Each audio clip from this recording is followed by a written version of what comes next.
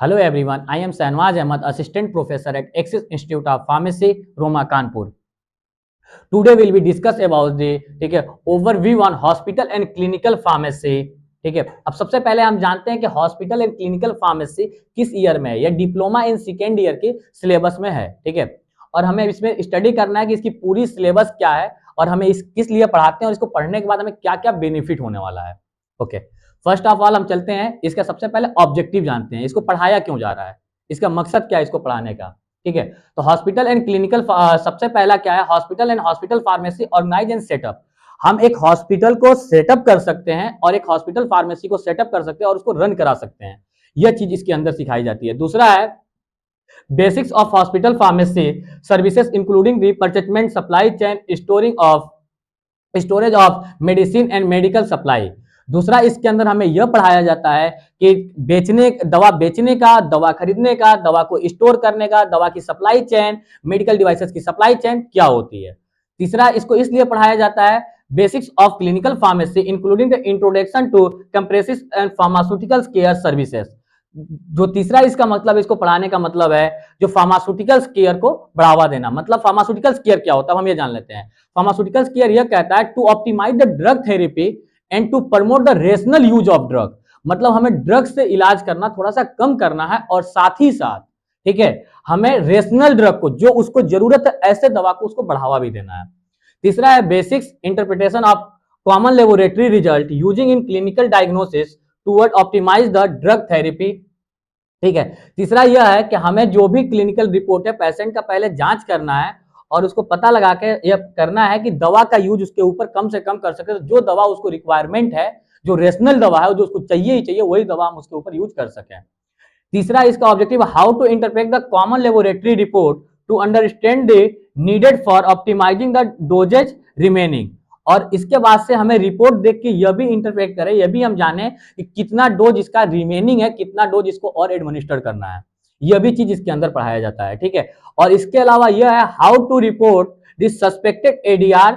ADR का means होता है एडवर्ड ड्रग रिएक्शन। ठीक है, टू दी ठीक है कंसर्न अथॉरिटीज। मतलब पेशेंट के ऊपर जो भी, जिसके ऊपर भी दवा नुकसान किया है, तो अगर 3-4 दवा यूज की तो उसमें से कौन सा दवा नुकसान किया, तो वही सस्पेक्टेड मेडिसिन को हम रिपोर्ट करा के, मतलब डायग्नोसिस करके पता लगा सकते हैं कि हमारा कौन सा दवा उसके ऊपर रिएक्शन कॉज किया है। यह भी इसके अंदर पढ़ाया जाता है। एडीआर के बारे में भी एक चैप्टर पूरा है। Use and method for handling various medical surgical aids and devices.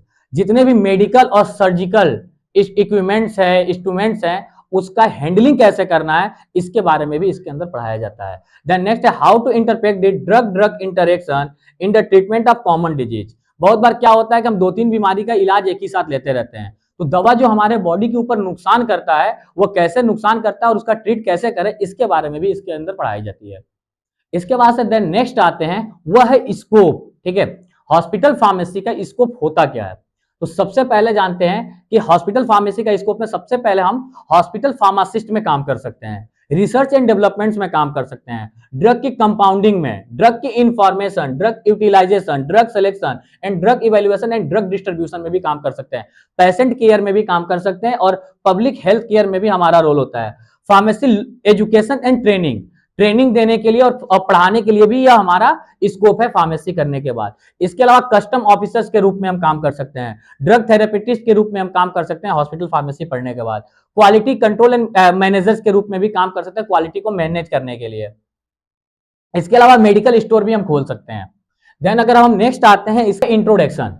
अब हम सबसे पहले जानते हैं कि हॉस्पिटल क्या होता है, हॉस्पिटल फार्मेसी क्या होता है और क्लिनिकल फार्मेसी क्या होता है। तो फर्स्ट ऑफ ऑल कि हॉस्पिटल क्या होता है। हॉस्पिटल एक ऑर्गेनाइजेशन होता है जहां पे हम पेशेंट का डायग्नोसिस, इलाज, ठीक है, इलाज और उसका ठीक है बीमारी का पता लगाते हैं, उसी को हम हॉस्पिटल कहते हैं। ठीक है, जहां पे किसके थ्रू, हेल्थ केयर प्रोफेशनल्स के थ्रू। ठीक है, तो इसका डिफिनेशन हम ऐसे दे सकते हैं कि हॉस्पिटल इज ए ऑर्गेनाइजेशन, ठीक है, इज प्रोवाइड दे, ठीक है, हेल्थ केयर, ठीक है, थ्रू आउट दे हेल्थ केयर प्रोफेशनल्स। मतलब डॉक्टर से हमें इलाज प्रोवाइड कराना, फार्मासिस्ट, डॉक्टर और नर्सेस से हमें इलाज प्रोवाइड करना। ठीक है, अब जानते हैं कि हॉस्पिटल फार्मेसी क्या होता है। हॉस्पिटल फार्मेसी हॉस्पिटल की एक डिपार्टमेंट होती है जहां पे दवा की कंपाउंडिंग, दवा की डिस्पेंसिंग, दवा की स्टोरिंग किया जाता है, वही हॉस्पिटल फार्मेसी होता है। जैसे कि आपने देखा होगा अपने नजदीकी हॉस्पिटल में आप कभी गए होंगे तो आपने इस चीज को नजर किया होगा कि वहां पे जो फार्मासिस्ट होता है वो दवा को डिस्पेंस करता है, दवा को डिस्ट्रीब्यूट करता है, दवा को स्टोर करता है और दवा की पूरी इंफॉर्मेशन पेशेंट को देता है। अब हम आ जाते हैं डिफिनेशन क्या कह रहा है हमारा, ठीक है। Hospital pharmacy is the health care service which comprises the art, practice and profession of choosing, preparing, storing, compounding and dispensing medicine and medical devices, ठीक है। और आगे कह रहा है मतलब यहां तक ये यह कह रहा है कि जो हॉस्पिटल फार्मेसी होता है ये इसका प्रोफेशन होता है कि दवा को प्रिपेयर करना, दवा को स्टोर करना, दवा को कंपाउंड करना, दवा को डिस्पेंस करना, मेडिकल डिवाइसेस को डिस्पेंस करना, यह इसका एक प्रोफेशन है, इसका एक आर्ट है, इसका एक कला है, ठीक है। और वो advise the health care professional and patient on safe, effective and effectiveness use of medicine, ठीक है। और साथ ही साथ यह भी बताना है कि पेशेंट को हमें एडवाइस देना है और हेल्थ केयर प्रोफेशनल्स को एडवाइस भी देना होता है कि जो भी पेशेंट के ऊपर दवा यूज करे वो दवा उसके लिए सेफ हो, इफेक्टिव हो।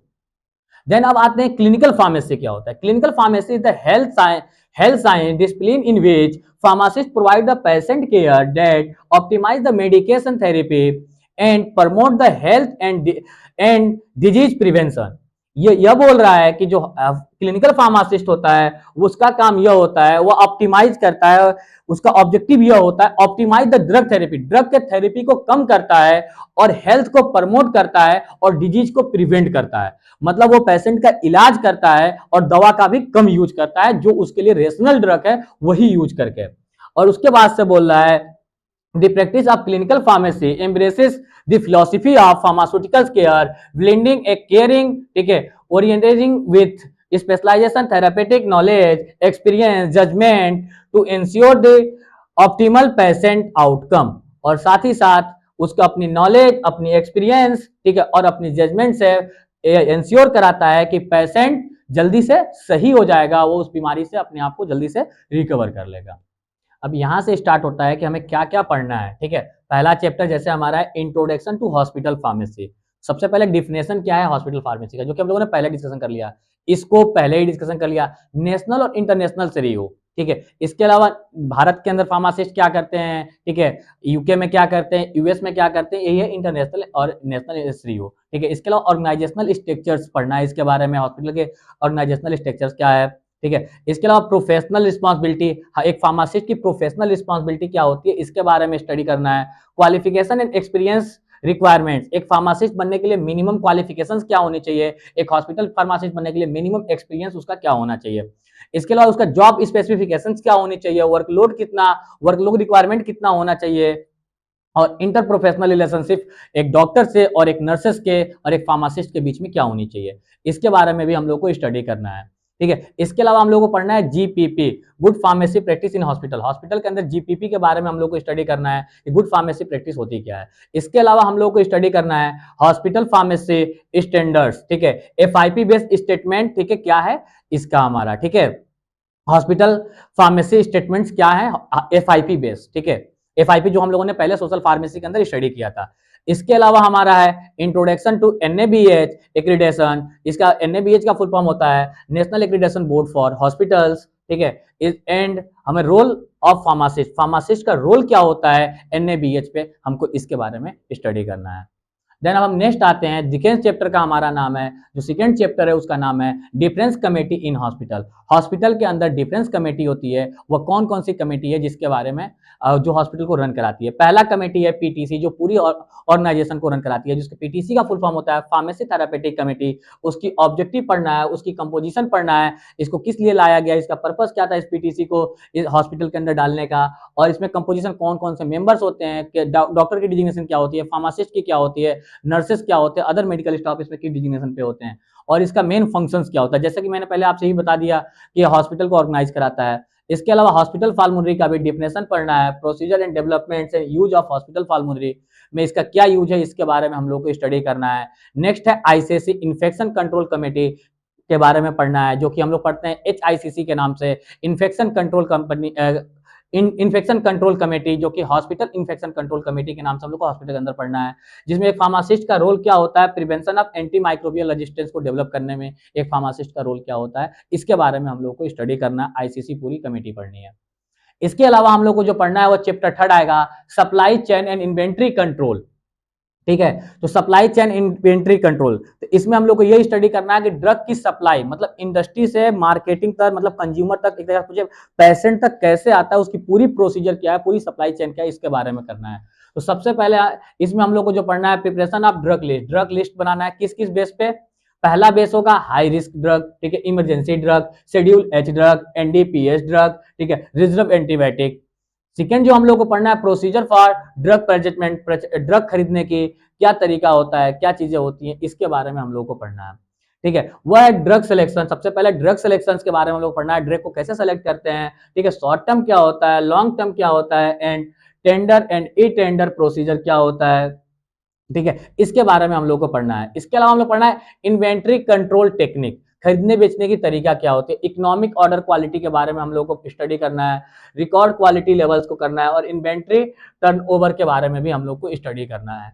इसके अंदर इसके बाद से जो हम लोग को स्टडी करना हुआ है, inventory management for central drug store. ठीक है, इसके बारे में हम लोग को स्टडी करना है, ड्रग के storing condition, method of storage, ठीक है, distribution, maintenance of cold chain, ठीक है, devices use for cold store, device हमें कौन कौन सा यूज करना है। बहुत सारे ड्रग आपको पता है कि जो कि कोल्ड टेम्परेचर पे स्टोर करने के लिए आती हैं, तो वही चीजें दे रहा है कि मेंटेनिंग द कोल्ड चेन, ठीक है, device use for cold storage के लिए कौन कौन से डिवाइसेस यूज करते हैं, जैसे आपने देखे होंगे रेफ्रिजरेटर है, ILR है, वॉल इन कोल्ड रूम है। ठीक है, उसके बाद से हम लोग को पढ़ना है FIFO और FEFO मेथड। अब ये जान लीजिए FIFO और FEFO मेथड क्या होता है। FIFO और FEFO क्या होता है। सबसे पहले FEFO का होता है फर्स्ट एक्सपायरी फर्स्ट आउट, जो हमें बिजनेस का तरीका होता है, जो मेडिकल स्टोर के पहला टर्म होता है हमें ऐसे बिजनेस करने के लिए, मेडिकल स्टोर चलाने के लिए एज ए फार्मासिस्ट हॉस्पिटल का, कि जो दवा पहले एक्सपायर हो उसको पहले मार्केट में आउट करें। दूसरा रूल ये लगाते हैं हम लोग दवा को सप्लाई चेन में रखने के लिए, जिसकी एक्सपायरी पहले है वो पहले जाएगा, ठीक है, पहले आउट होगा। और दूसरा है FIFO का, जो फर्स्ट इन फर्स्ट आउट, मतलब जो पहले हमारे मेडिकल स्टोर में आएगा वो दवा को हम पहले निकालेंगे। ये दोनों मेथड के बारे में पढ़ना है। इसके अलावा जो हम लोग को पढ़ना है एक्सपायरी ड्रग रिन्यूअल, ठीक है, एक्सपायरी ड्रग को कैसे रिमूव करें, कैसे बाहर निकालें, उसको डिस्पोज कैसे करें, इसके बारे में हम लोग को पढ़ना है। फॉर एग्जाम्पल करके जैसे दिया नारकोटिक्स का, हम लोग को इसको हाईलाइट करके पढ़ना है। डॉक्यूमेंटेशन क्या होता है, बिलिंग क्या सिस्टम होती है, इसके बारे में हम लोग को स्टडी करना है। परचेजमेंट और इन्वेंट्री कंट्रोल, बेचने का क्या तरीका और खरीदने का तरीका क्या होता है, ठीक है, उसकी पूरी डॉक्यूमेंटेशन क्या होती है, उसके बारे में स्टडी करना है। देन नेक्स्ट आएंगे फोर्थ चैप्टर पे, वह है ड्रग डिस्ट्रीब्यूशन। तो सबसे पहले हम लोग को इसके अंदर स्टडी करना है ड्रग डिस्ट्रीब्यूशन क्या होता है। तो ड्रग को डिस्ट्रीब्यूट करने के लिए दो भागों में हम लोग डिस्ट्रीब्यूट करते हैं, inpatient department, outpatient department. अब इन पेशेंट क्या होता है IPD, और आउट पेशेंट होता है OPD। ठीक है, IPD जो पेशेंट हमारे हॉस्पिटल में रह के ही इलाज करा रहा है वो IPD के क्राइटेरिया में आता है, और जो आके इलाज करा के तुरंत चला गया, घर पे जाके अपना इलाज कर रहा है, डॉक्टर को दिखाया, कंसल्ट लिया, मेडिकेशन लिया और चला गया, ठीक है, और अपने घर पे रखे, वो OPD में आते हैं। इसका डिफिनेशन पढ़ना है, एडवांटेज पढ़ना है, डिसएडवांटेज पढ़ना है। ठीक है, इंडिविजुअल प्रिस्क्रिप्शन ऑर्डर के बारे में भी पढ़ना है कि इंडिविजुअल प्रिस्क्रिप्शन ऑर्डर क्या होता है, एक पार्टिकुलर पेशेंट की उसकी प्रिस्क्रिप्शन की ऑर्डर क्या है, इसके बारे में स्टडी करना है। एंड फ्लोर स्टॉक मेथड्स के बारे में पढ़ना है। जैसे बहुत बार आपने हॉस्पिटल में देखा है कि फ्लोर वाइज फार्मेसी होती है, ठीक है, फर्स्ट फ्लोर पे अलग है, ग्राउंड पे अलग है, सेकंड फ्लोर पे अलग है, थर्ड फ्लोर पे अलग है, इसके बारे में हम लोग को पढ़ना है। Unit dose drug distribution methods के बारे में हम लोग को स्टडी करना है। ड्रग बास्केट मेथड जो टोकरी के रूप में आता है, जो यूनिट पार्टिकुलर एक डोज तैयार किया जाता है, उसके बारे में भी हम लोग को स्टडी करना है। अब नेक्स्ट आता है, ठीक है, distribution of drug to ICU, ठीक है, ICCU, NICU, इमरजेंसी वार्ड। और हमको ये भी पढ़ना है कि हम किस मेथड के तहत कैसे हम लोग दवा को डिस्ट्रीब्यूट करते हैं, NICU के लिए अलग, ICU के अलग, ठीक है, और IACU के लिए अलग। ठीक है, इसके बाद से automated drug dispensing system and devices, और हमें इसके बारे में भी स्टडी करना है कि ऑटोमेटिक दवा को कैसे डिस्पेंस कर सकते हैं, इसके बारे में भी हम लोग को स्टडी करना है। Distribution of narcotic and psychotropic substance, इसके लिए हमको अलग से पढ़ना है कि नार्कोटिक ड्रग को कैसे सेल करते हैं, उसकी डिस्पोजल कैसे करते हैं, उसकी एक्सपायरी रिमूवल कैसे करते हैं उस ड्रग की, इसके लिए हम लोग को अलग से पढ़ना है, और उसकी स्टोरेज कैसे करते हैं उस ड्रग की, narcotic drug and psychotropic substance act के बारे में। इसके अलावा हम आते हैं, जो नेक्स्ट चैप्टर हमारा है वह है कंपाउंडिंग। सबसे पहले कंपाउंडिंग क्या होती है, थोड़ा सा एक हल्का सा जान लेते हैं। कंपाउंडिंग वो होती है जब दो या दो से अधिक सब्सटेंस को मिक्स करके एक डोज तैयार किया जाता है, उसे कंपाउंडिंग करते हैं, एक दवा तैयार करते हैं, दो या दो से अधिक ड्रग को मिक्स करके एक ड्रग बनाते हैं। तो हॉस्पिटल हॉस्पिटल कंपाउंडिंग क्या है, जो हॉस्पिटल के अंदर कंपाउंडिंग क्या होता है, 2-3 दवा को लेके एक डोज बना के पेशेंट को एडमिनिस्टर करते हैं। तो कंपाउंडिंग, बल्क कंपाउंडिंग, ज्यादा में कंपाउंडिंग करना, इसके बारे में स्टडी करना है। आईवी एंड एक्सर्ट सर्विस के बारे में स्टडी करना है। ठीक है, इनकैपेबिलिटी, जो दवा एक दूसरे के साथ प्रॉपर तरीके से इनकैपेबिलिटी पे नहीं होती है, इसके बारे में हम लोग को स्टडी करना है। टीपीएन के बारे में करना है, टोटल पैरेंटल न्यूट्रिशन के बारे में, जो आपने देखा होगा ग्लूकोज की बॉटल, सलाइन की बॉटल आपको चढ़ाई जाती है, उसके बारे में भी हम लोग को स्टडी करना है। ठीक है, इसके अलावा अब हम लोग को जो न्यूट्रिशन दिया जाता है उस हमको आईवी रूट के थ्रू, उसके बारे में स्टडी करना है। इसके अलावा हम चलते हैं जो है रेडियो फार्मास्यूटिकल्स। ठीक है, तो रेडियो फार्मास्यूटिकल जितने भी रेडियो एक्टिव कंपाउंड है, उसकी स्टोरिंग कैसे होती है, उसकी डिस्पेंसिंग कैसे होती है, और उसका डिस्पोजल कैसे करते हैं रेडियो एक्टिव फार्मास्यूटिकल्स का, इसके बारे में हम लोग को स्टडी करना है। इसके अलावा जो हॉस्पिटल फार्मेसी 2 भागों में डिवाइड था, उसमें से पहला पार्ट था हॉस्पिटल, दूसरा था क्लिनिकल फार्मेसी। तो हॉस्पिटल फार्मेसी का लास्ट जो पार्ट है वो है एप्लीकेशन ऑफ कंप्यूटर्स। कंप्यूटर का फार्मेसी में हमारा यूज क्या है, application of computer in hospital pharmacy. Hospital pharmacy में क्या है, ठीक है, तो इलेक्ट्रॉनिक हेल्थ रिकॉर्ड को मेंटेन करने के लिए हम बेसिकली इसके बारे में भी स्टडी करेंगे, और डिफरेंट सॉफ्टवेयर यूज होता है हमें डाटा मेंटेन करने के लिए। ठीक है, शॉर्टेज को मेंटेनेंस रखने के लिए, डाटा को रिकॉर्ड को रखने के लिए हॉस्पिटल में फार्मासिस्ट का, जैसे मार्क के नाम से आपने सुना होगा, एक सॉफ्टवेयर आता है, उसका जो हॉस्पिटल फार्मेसी में यूज किया जाता है। इसके अलावा जब आते हैं नेक्स्ट क्लिनिकल फार्मेसी, पहले ही मैंने आप लोगों से बताया कि हॉस्पिटल फार्मेसी 2 भागों में डिवाइडेड है, पहला है हॉस्पिटल फार्मेसी, दूसरा है क्लिनिकल फार्मेसी। जो हॉस्पिटल फार्मेसी है वो अभी हम लोगों ने पूरा देख लिया कि क्या क्या उसमें पढ़ना है। अब क्लिनिकल फार्मेसी में देखते हैं क्या पढ़ना है। सबसे पहले क्लिनिकल फार्मेसी की डिफिनेशन हम लोगों ने देख लिया कि इसका मेन जो डिफिनेशन होता है वो होता है to optimise the drug therapy and to promote the rational use of drug. ठीक है, तो वो रेशनल यूज के ड्रग को बढ़ावा देता है, ठीक है, और साथ ही साथ जो हमारा ड्रग की थेरेपी है उसको कम भी करता है। तो सबसे पहले हमको क्लिनिकल फार्मेसी का डिफिनेशन पढ़ना है, स्कोप पढ़ना है, एंड डेवलपमेंट्स पढ़ना है। उसका डेवलपमेंट कैसे हो रहा है इंडिया के अंदर और अदर कंट्री के अंदर, इसके बारे में स्टडी करना है। ठीक है, टेक्निकल, इसके बाद technical definitions, common terminology use in clinical setting and their, ठीक है, significance such as paediatric, genetic and anti natural cares and post natural cares ETC. और हमें यह भी स्टडी करना है कि जो मेडिकल टर्म है, टर्मिनोलॉजी है, वो टर्मिनोलॉजी क्या है और उसका उस टर्म का मीनिंग क्या होता है, उसका सिग्निफिकेंस क्या होता है, इसके बारे में भी हम लोग को स्टडी करना है। इसके अलावा हम लोग चलते हैं daily activities of clinical pharmacy. Clinical pharmacist का डेली एक्टिविटीज क्या होता है, उसमें उसका डिफिनेशन पढ़ना है, गोल्स क्या है, प्रोसीजर क्या है, इसके बारे में पढ़ना है। फार्मासिस्ट का डिफिनेशन क्या है, उसकी मेन एक्टिविटीज क्या है, उसका एक फार्मासिस्ट होता है, उसका डिफिनेशन क्या होता है, वो डेली रूटीन में उसका कार्य क्या होता है, उसके बारे में हम लोग को पढ़ना है, और उसके गोल्स क्या होते हैं उसके बारे में पढ़ना है। वार्ड राउंड प्रिस्क्रिप्शन क्या होते हैं, इसके बारे में स्टडी करना है। फार्मासिस्ट का यहाँ पे रोल क्या होता है, इसके बारे में हम लोग पढ़ना है। ट्रीटमेंट चार्ट रिव्यू के बारे में स्टडी करना है। ठीक है, इसके अलावा एडवर्स ड्रग मॉनिटरिंग, जो दवा हमारे बॉडी के ऊपर नुकसान कर रहा है, उसके बारे में भी क्लिनिकल फार्मासिस्ट को स्टडी कराया जाता है कि दवा, जैसे कि मैंने पहले आपको बताया था कि एडीआर के बारे में पेशेंट देखता है प्रॉपर तरीके से दवा उसके बॉडी के ऊपर कैसे नुकसान कर रहा है और कौन सी दवा उसके बॉडी के ऊपर नुकसान किया है और नुकसान क्या क्या हुआ है, उसको इलाज कैसे कर सकते हैं। इसके अलावा है drug information and poison information centre. अब हम लोग को drug information and poison information, जैसे कि यहाँ पे टॉपिक दिया है, इसमें लेकिन आता है ड्रग इंफॉर्मेशन सेंटर और पॉइजन इंफॉर्मेशन सेंटर्स के बारे में हम लोग को स्टडी करना है, इन दोनों चीजों के बारे में। इसके अलावा मेडिकेशन हिस्ट्री के बारे में पढ़ना है, जो पेशेंट की प्रॉपर तरीके से मेडिकेशन हिस्ट्री रखते हैं, जब से उसका बीमारी हुआ है लेके और आज के करंट के डेट तक का क्या क्या उसका दवा उसके बॉडी के ऊपर यूज हुआ है, इसके बारे में हम लोग स्टडी करते हैं। इसके अलावा पेशेंट काउंसलिंग के बारे में हम लोग स्टडी करना है, और इंटरप्रोफेशनल कोलिब्रेशन, एक डॉक्टर और फार्मासिस्ट के बीच की रिलेशनशिप और एक फार्मासिस्ट और नर्सेस के बीच की रिलेशनशिप के बारे में हम लोग को स्टडी करना है, क्या होनी चाहिए। इसके अलावा आता है जो नेक्स्ट टॉपिक, जो नेक्स्ट चैप्टर है वो है फार्मास्यूटिकल्स केयर। उसका फार्मास्यूटिकल्स केयर का पहले ही आपको डिफिनेशन बता चुका हूं, तो इसका डिफिनेशन हम लोग को स्टडी करना है। उसका classification of drug related to problems के रिलेटेड उसको क्लासिफाई करके हमको स्टडी करना है। इसका प्रिंसिपल क्या होता है, procedure to provide the pharmaceuticals care का प्रोसीजर्स क्या होते हैं, इसके बारे में हम लोग को स्टडी करना है। एंड मेडिकेशन थेरेपी मैनेजमेंट के बारे में स्टडी करना है। होम मेडिकेशन का रिव्यू लेना है, उसके बारे में भी स्टडी करना है कि होम मेडिकेशन क्या होते हैं, ठीक है, उसकी रिव्यू पूरी कैसे लेते हैं, इसके बारे में भी स्टडी करना है। नेक्स्ट चैप्टर है वो है clinical laboratory test use in the evaluation of disease status, significance, interpretation of test result. अब हमें यह देखना है, इसके अंदर स्टडी करना है कि टेस्ट कैसे करते हैं, नॉर्मल वैल्यू क्या होती है, ठीक है, इसके बारे में। जैसे आपने देखा होगा इसमें डिफरेंट, जैसे नाम लिख के आया histological, liver function, renal function, thyroid function test, ठीक है।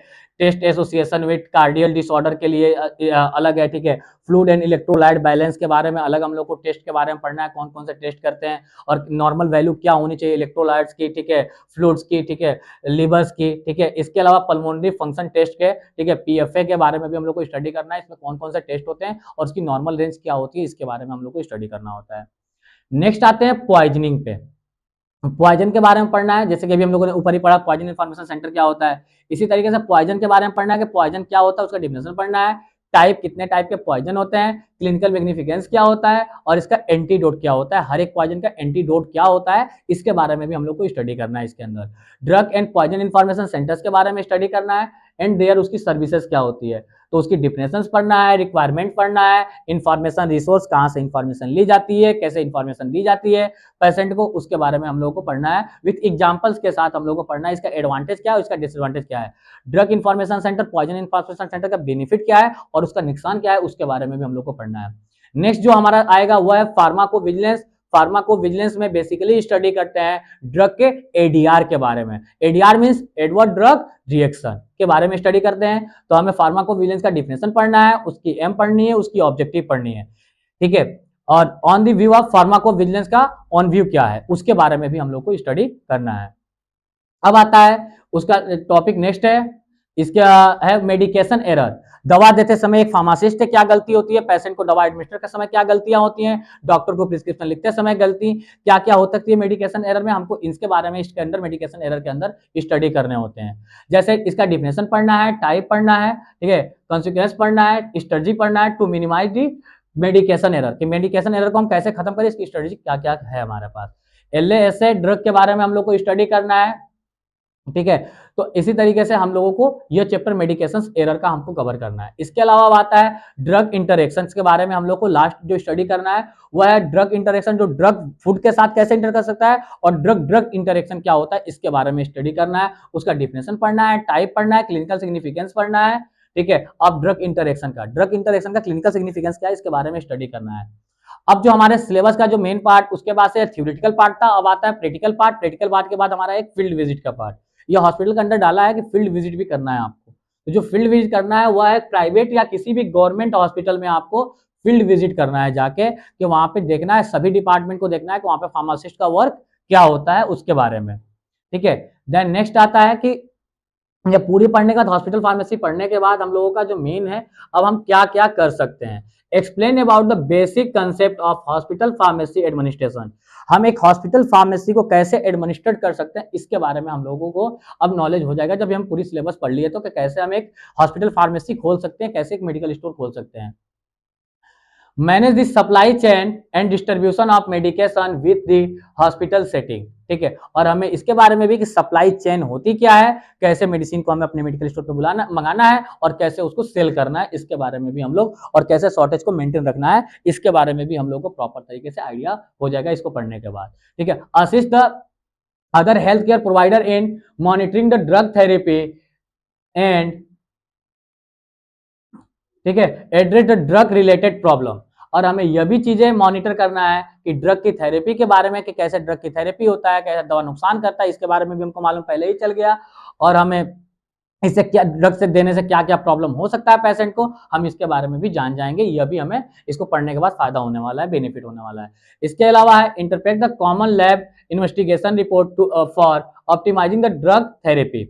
और इसके बाद से हम लोग जो मेन स्टडी कर लेंगे वह है हम लोगों का इन रिपोर्ट कैसे जांच करना है और कैसे वेरीफाई करना है कि पेशेंट के अंदर कौन सी प्रॉब्लम है, ठीक है, और उसको डायग्नोसिस कैसे करें, ठीक है। प्रोफेशनली हैंडल एंड आंसर दे, ठीक है, ड्रग इंफॉर्मेशन इंक्वायरी। और प्रोफेशनली पेशेंट को कैसे हमें उससे डील करना है, उसको कैसे जवाब देना है, ठीक है, कि मेडिकेशन का यूज क्या है, मेडिकेशन का यूज हम कैसे कर सकते हैं, डोज कैसे बॉडी के अंदर एडमिनिस्टर कर सकते हैं, ठीक है। तो इसके बारे में भी हम लोगों को इसकी नॉलेज हो जाएगी, ठीक है। Interpret the common laboratory report. और कॉमन लेबोरेटरी रिपोर्ट जो कि हम लोगों ने ऊपर ही कहा, उसको देख सकते हैं, जैसे सीबीसी ओबीसी होता है, ठीक है, हीमोग्लोबिन का होता है, टाइफाइड का होता है, डेंगू का होता है, ऐसी रिपोर्ट भी हम जांच कर सकते हैं इसको पढ़ने के बाद। Report suspected Edward drug reaction using the standard procedure. और हम यह भी चीज इसके अंदर स्टडी कर सकते हैं कि कौन सा दवा उसके ऊपर सस्पेक्टेड मेडिसिन, मतलब कौन सी मेडिसिन उसके ऊपर एलर्जी कॉज किया है, इसकी भी रिपोर्ट देख सकते हैं और इसकी भी जांच कर सकते हैं इसको पढ़ने के बाद। इसके अलावा understand the use and method for handling the various medical surgical aids and devices. और इसके बाद से जो हम लोग मेन इसके बाद से काम कर सकते हैं, जो मेन इसका बेनिफिट हमको हो सकता है कि मेडिसिन को कैसे हैंडलिंग करना है, सर्जिकल इंस्ट्रूमेंट को कैसे हैंडलिंग करना है, ठीक है, सर्जिकल इक्विपमेंट्स को कैसे हमें हैंडलिंग करना चाहिए, इसकी पूरी प्रोसीजर हम जान जाएंगे, कैसे हैंडलिंग करते हैं इसको जान जाएंगे प्रॉपर तरीके से इसको पढ़ने के बाद। ठीक है, interpret and report the drug drug interaction in common disease for optimize the drug therapy. और हम इसके बारे में भी जान जाएंगे कि दवा कैसे हमारे बॉडी के ऊपर इंटरेक्ट कर रहा है, दवा ड्रग ड्रग इंटरेक्शन कैसे हो रहा है, फूड ड्रग इंटरेक्शन कैसे हो रहा है, यह भी चीजें हम जान जाएंगे। ठीक है, और उसको जानने के बाद हम ये भी उसको बता सकते हैं पेशेंट को इसको कैसे ऑप्टिमाइज करें कि नुकसान उसके ऊपर ना करे। देन नेक्स्ट आता है अब रेफरेंस, हमें कौन कौन सी बुक यूज करना चाहिए। अभी तो नया सिलेबस है हॉस्पिटल क्लिनिकल फार्मेसी का, जो कि आप देख लीजिए हॉस्पिटल क्लिनिकल फार्मेसी के नाम से आता है। ठीक है, डॉक्टर राजेश कुमार नेमा, ठीक है, डॉक्टर पीके दुबे के नाम से आता है। निराली पब्लिकेशन का आप ये भी यूज कर सकते हैं। ठीक है, और हॉस्पिटल क्लिनिकल फार्मेसी का प्रांजल कुमार, ठीक है, सूर्यकांत वर्मा, ठीक है, ज्ञान पब्लिकेशन का ये बुक आता है, आप इसको भी यूज कर सकते हैं, करना चाहें तो भी बेटर है। ठीक है, लेकिन माई कंसर्न होगा कि आप निराली का यूज करें, निराली का काफी बेटर है। हॉस्पिटल एंड क्लिनिकल फार्मेसी का जो नेक्स्ट बुक है वो डॉक्टर करण जावेद नकवी का है। ठीक है, और डॉक्टर आशीष दीक्षित एंड आफरीन सलमा का है, यह भी बुक अच्छा है। ठीक है, सार्थक पब्लिकेशंस का है। अगर आपको इजी लैंग्वेज में पढ़ना है तो सार्थक पब्लिकेशन का भी बुक आपके लिए काफी बेटर होगा, काफी यूजफुल होगा। Thank you so much everyone.